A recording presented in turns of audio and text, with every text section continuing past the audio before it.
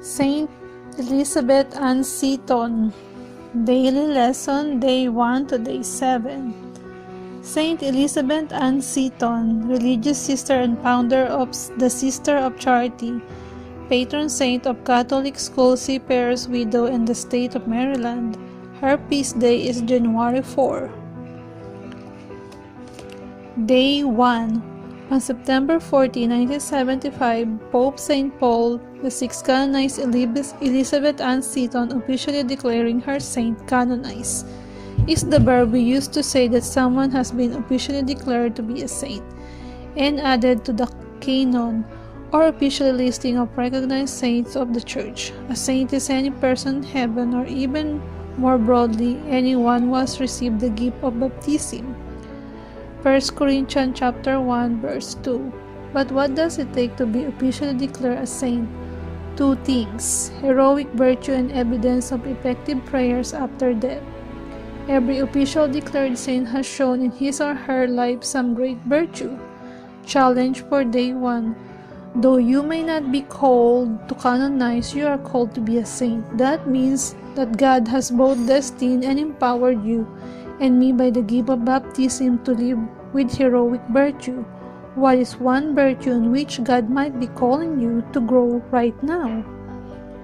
Day 2. As James chapter 5 verse 16 say, that prayers of righteous person has great power in its effect. After a person who has shown heroic virtue dies, people who knew the person will often begin to ask for prayer. The idea is, if she's really close to God on earth, then she must be in heaven. If she's in heaven, then she is even closer to God. So I'll keep asking her to pray for me. By the time Elizabeth died, her life spoke clearly of her heroic virtue, and those who knew her began to ask her to pray and for them from heaven. If this person's intercession is proven true to scientifically verified miracles, the saint is canonized, and his or her name is allowed to be used in liturgy, in public worship, as an intercessor before the throne of God. Challenge for Day 2. Do you know someone in your life now passed away who live in heroic virtue? Say a prayer for that person, asking God in His mercy to bring him or her into heaven. Then ask him or her to pray for you, blank. If you are in heaven with Jesus right now, please pray for me. Please ask Jesus our Lord to help me with blank. Day 3. Born in New York in 1774, Elizabeth was the first person from what is now the United States to be canonized. In his homily at her canonization, Pope St. Paul VI proclaimed, St. Elizabeth is American. All of us say this was spiritual joy, and with the intercession of honoring the land of the nation from which he was marvelous sprang forth at the first flower in the calendar of the saints. Rejoice, we say to the great nation of the United States of America, rejoice for your glorious daughter. Challenge for Day 3. Every culture that's never arisen has both great virtues and terrible vices. What is the one virtue present in your culture that you should like to cultivate in yourself? Perhaps it is one present in American ideas such as hard work, freedom, or patriotism. How can you cultivate the virtue in your own life?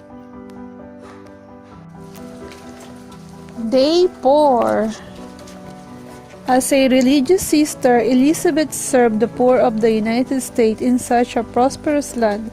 She encountered the opposite of prosperity, and her heart was moved with the love of Jesus, who invited her to care for the least of these. Matthew 25 verse 40. From this desire in her own heart, having been both rich and poor in her lifetime, Elizabeth began the Catholic school movement in America by offering the country's first pre-Catholic school in Emmitsburg, Maryland.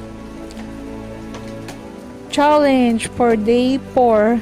In a society marked by individualism, Elizabeth chose to practice the virtue of independence, solidarity, what Pope St. John Paul II called a firm and persevering determination to commit oneself to the common good. That is to say, to the good of all and each individual, because we are all really responsible for all. Let us imitate Elizabeth in the practice of this important virtue of solidarity.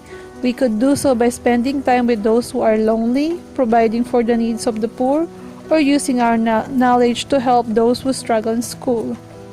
Day 5. In a saint life, we're sure to find suffering. If, as Mother Teresa said, suffering are but the kiss of Jesus, then we should be surprised when the saint receives many such kisses. Jesus suffered much, and he gives us the gift of being like him in our suffering. One such suffering in life of Elizabeth was her husband William's tuberculosis. During perilous economic times, the threat of William worsened this disease. So Elizabeth and their eldest daughter traveled to Italy in hopes that the Italian climate would bolster his health. However, William died in Italy shortly after their arrival. Challenge for Day 5. Thank Jesus for one kiss you have received from him recently in form of suffering. Ask him to use this to help you become a saint, whether you ever canonize or not.